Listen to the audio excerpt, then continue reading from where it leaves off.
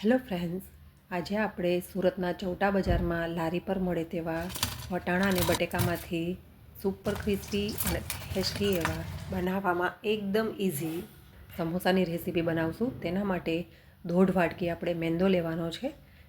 તેની સામે આપણે અડધી વાટકી ઘઉંનો લોટ લેવાનો છે.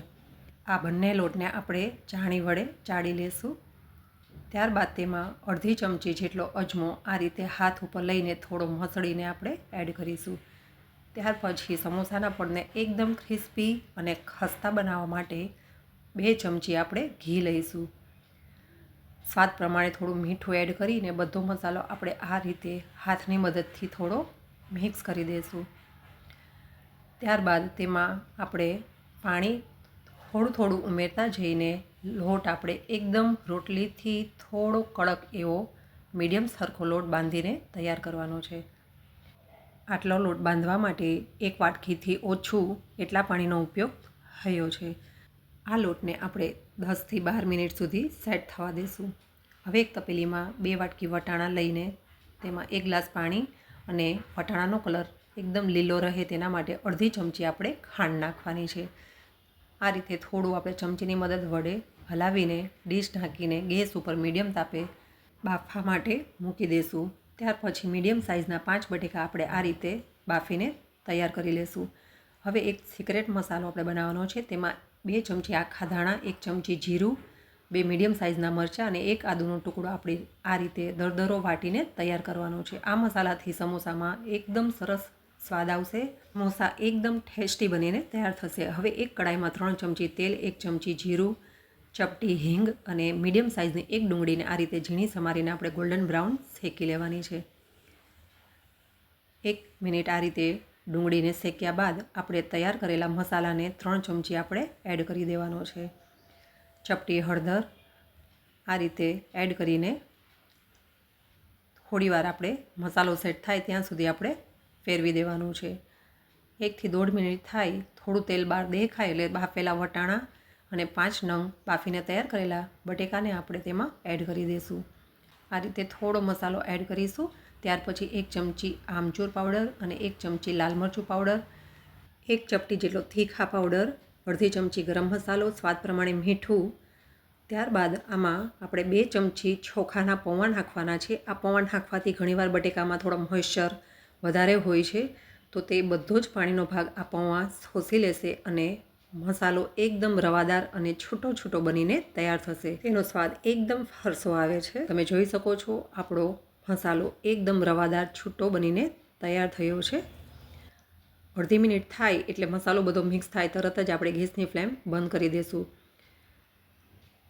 હવે આપણે મસાલો થોડીવાર ઠંડો થાય ત્યાં સુધીમાં આપણે એક મેંદાની સ્લરી બનાવી લઈશું. તેના માટે 2 ચમચી મેંદો અને થોડું પાણી નાખીને આ રીતે મીડિયમ સ્લરી બનાવવાની છે.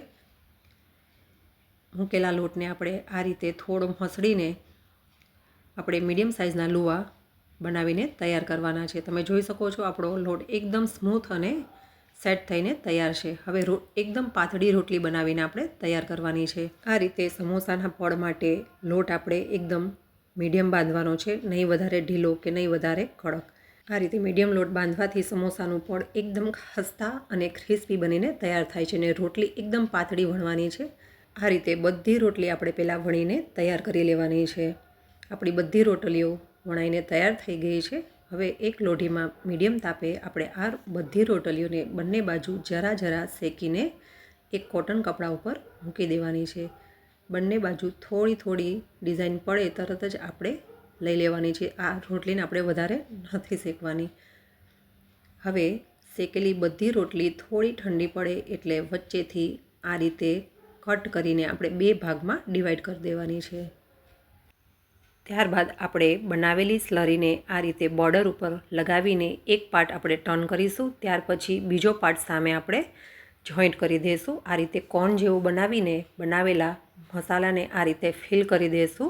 આ રીતે સમોસામાં આપણે થોડી બોર્ડરની ભાગ ઓપન રાખીને ત્યાં પણ થોડી સ્લરી લગાવીને એકદમ પ્રોપર આપણે પેક કરી દઈશું. તમે જોઈ શકો છો આપણા સમોસા કાચા પેક થઈને તૈયાર થઈ ગયા છે. આ રીતે બધી બાજુથી આપણે પ્રોપર પેક કરી દેવાનું છે જેથી કરીને તેલમાં છૂટા ના પડે.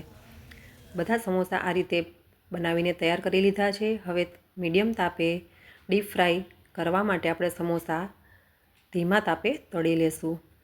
આ રીતે થોડા ગોલ્ડન બ્રાઉન થાય એટલે બંને બાજુ ફેરવીને આ રીતે ગોલ્ડન બ્રાઉન તળી લેવાના છે. તમે જોઈ શકો છો આપણા સમોસા એકદમ ક્રિસ્પી અને ગોલ્ડન બ્રાઉન થઈ ગયા છે. તો તેને આપણે નિતારીને સર્વિંગ પ્લેટમાં લઈ લેશું.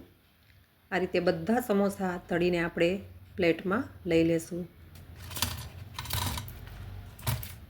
તમે જોઈ શકો છો સમોસાના અવાજ પરથી તમને ખબર પડી જશે આપણા સમોસા કેટલા ક્રિસ્પી બનીને તૈયાર થયા છે. આ સમોસા લીલી ચટણી અને ખજૂર આમલીની મીઠી ચટણી સાથે ખાવામાં ખૂબ જ સ્વાદિષ્ટ લાગે છે. આ રીતે સિક્રેટ મસાલાના ઉપયોગથી તમે પણ ઘરે જરૂરથી ટ્રાય કરજો અને આજની રેસીપી કેવી લાગી તે મને કોમેન્ટ બોક્સમાં કોમેન્ટ કરી જરૂર જણાવજો. Thank you for watching.